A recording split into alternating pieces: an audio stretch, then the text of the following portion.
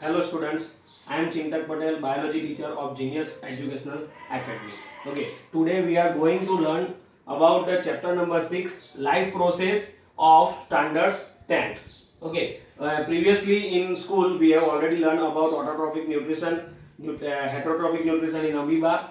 Okay, so today we are going to learn about the nutrition in human being. Okay, so nutrition in human being, or we have already seen that nutrition having 5 different process. Okay, first is ingestion. Ingestion means intake of food. Okay, next is digestion. Digestion, it means a breakdown of complex food into the simple food. Next, third is absorption. Absorption, it means the absorption of digested product into the body. Then fourth is assimilation. Assimilation means utilization of that digested product in body. And last is egestion. Okay, egestion means there are some undigested food remain after the digestion, and that undigested food is thrown out of the body, so it is called egestion. Okay, so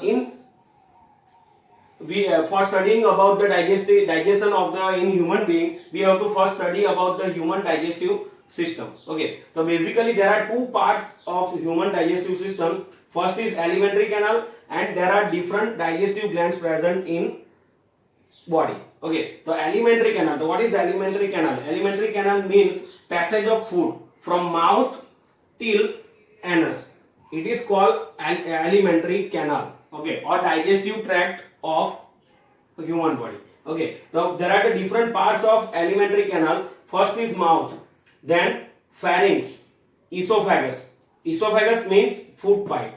Stomach, small intestine, large intestine, rectum and anus. Okay, you can see here the first, we can eat food from mouth. Okay, from mouth it goes to the pharynx. Okay, now pharynx, it's a common passage for food as well as air. The food comes from mouth and then air that comes from nose into, and which pharynx, it's a common passage. Okay, then pharynx, then third part is the food pipe, the food that enter into the food pipe, and then the next part is stomach. Alimentary canal next part is stomach, then small intestine, then large intestine, rectum and finally anus. So this full passage of food from mouth to anus, it's called alimentary canal or digestive tract. Okay, then a digestive glands. Okay, the food when passes from the alimentary canal, the different digestive glands release their digestive juice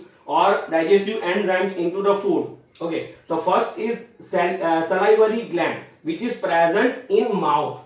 Salivary gland is present inside the mouth.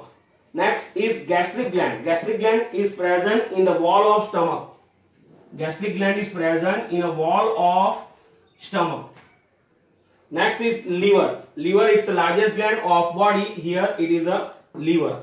Okay. Next, pancreas. Pancreas is present below the stomach. Here it is a pancreas. Next, last is intestinal gland. Intestinal gland is located in the wall of small intestine. Intestinal gland is located in the wall of small intestine. Okay. So these are the different parts of human digestive system. Okay.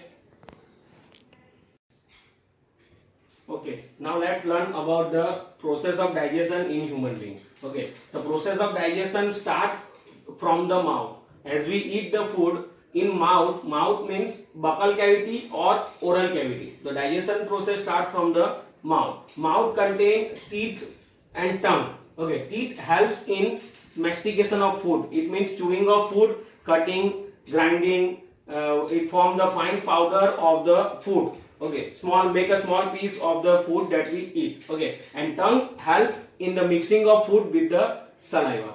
Okay, now what is saliva? Saliva. Okay, the mouth also contains salivary gland, which is present in the wall of cheek. Okay, so salivary gland secrete saliva, and saliva, it's a liquid that is released during chewing with the food. Okay, and that's what it, now the function of saliva is the saliva makes the food soft.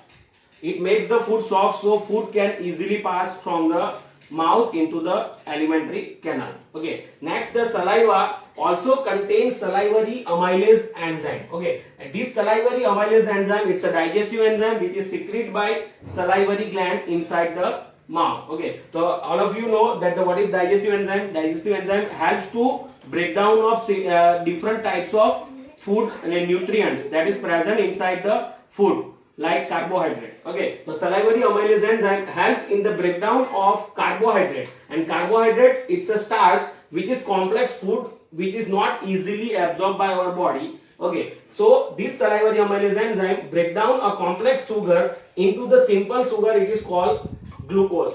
So the starch is break into the glucose. So glucose is a simple sugar and it easily absorbed by the body. Okay, then next the food pass into the esophagus, it means food pipe. Okay, so during swallowing, food enter into the food pipe, and the food pipe takes the food from mouth to the stomach. Okay, and in food pipe the food pushed forward by the peristaltic movement. Okay, peristaltic movement means the wall of food pipe contains smooth muscle, and that smooth muscle helps to push food forward into the food pipe and into the stomach. Okay, next the process of digestion carry out continue into the stomach. Okay, and the stomach, it is a large organ with muscular wall. This muscular wall helps the stomach to mixing of food, thoroughly mixing of food. Okay, and the wall of stomach contain a gastric gland.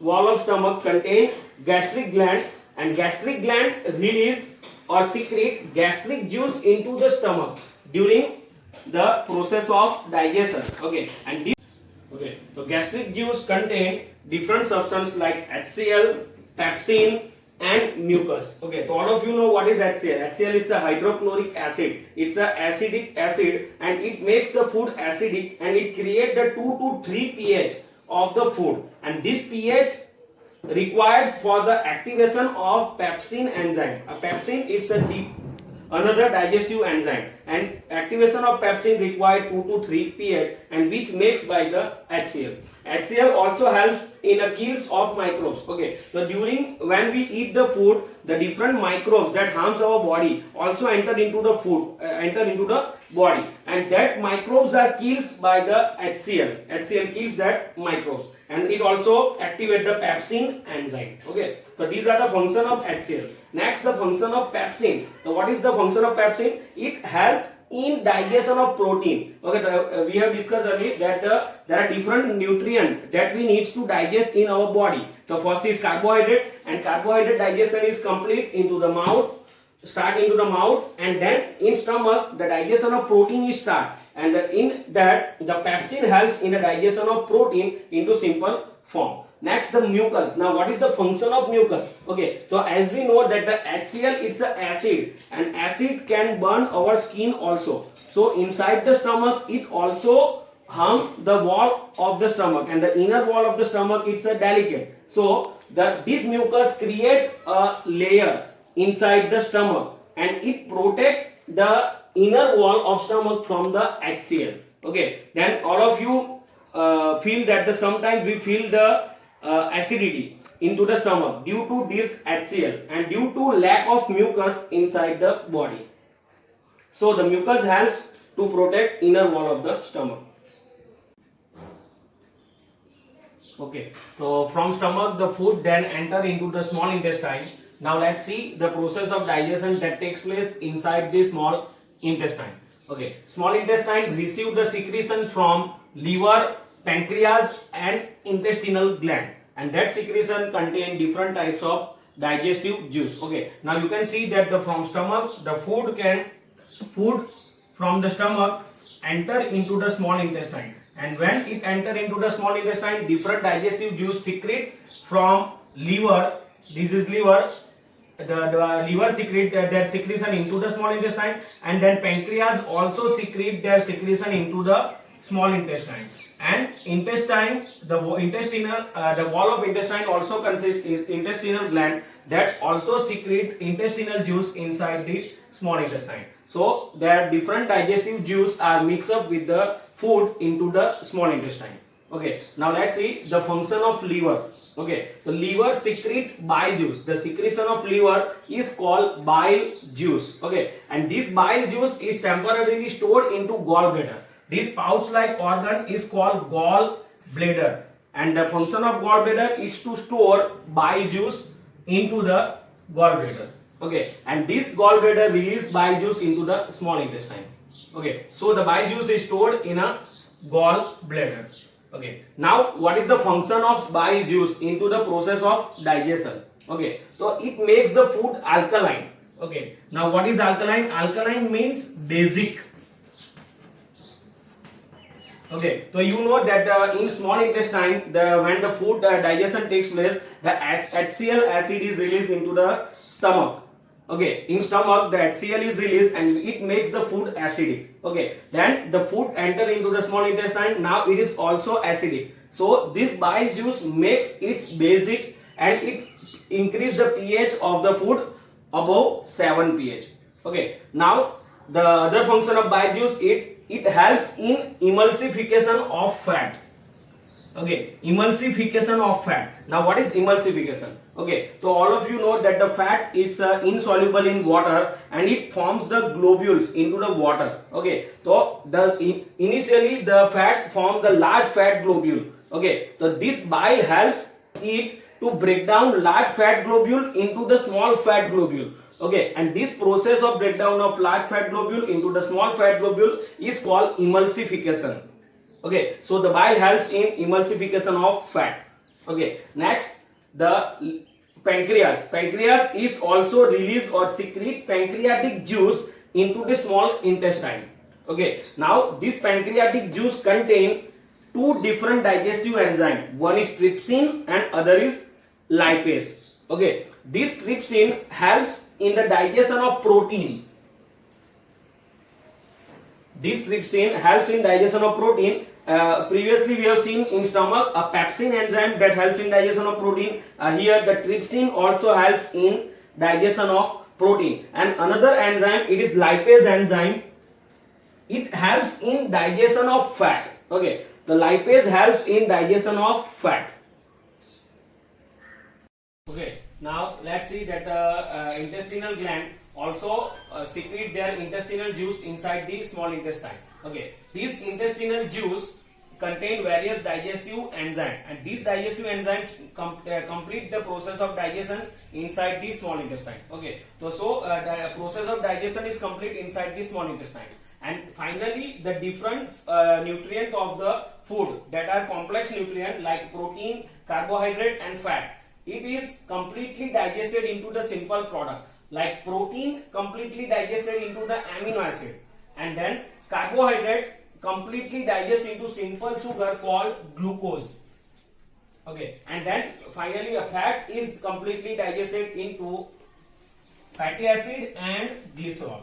Okay, so these are amino acid, glucose, fatty acid and glycerol. These are the simple digested product of the process of digestion. Okay, so here in small intestine the process of digestion is complete, and further the digested product and the undigested food pass into the small intestine, the last part of small intestine, where the absorption of digested food takes place. Okay, the next process of nutrition takes place into the last part of small intestine. Okay, it means the absorption of digested food or digested product like amino acid, simple sugar, glucose, fatty acid and glycerol that are absorbed into the last part of small intestine. Okay, so let's see this is the cross section of small intestine. Okay, and this last part of small intestine contain various finger-like projection. These are the finger-like projection that contain present into the inner wall of the small intestine, and this finger-like projection is called villi. Okay, and this villi increase the surface area for the absorption of digested product. Okay, and the cavity is called the lumen. Inside that there is a digested food, and this villi helps in the absorption of digested product. Okay, now let's see the structure of this villi. Okay, the inner lining of small intestine has numerous finger-like projection. Finger-like projection called villi. Okay, these finger-like projection are called villi, and villi increase surface area for the absorption of food, and villi are richly supplied with blood vessel. Okay, so inside the villi there are blood vessel present into the villi. Okay, and these blood vessels are artery and veins. Okay, the villi absorb the digested food from the intestine and release it into the blood vessel. Okay, so from inside the intestine, the digested products are absorbed into the villi, and then from villi it transferred into the different blood vessels.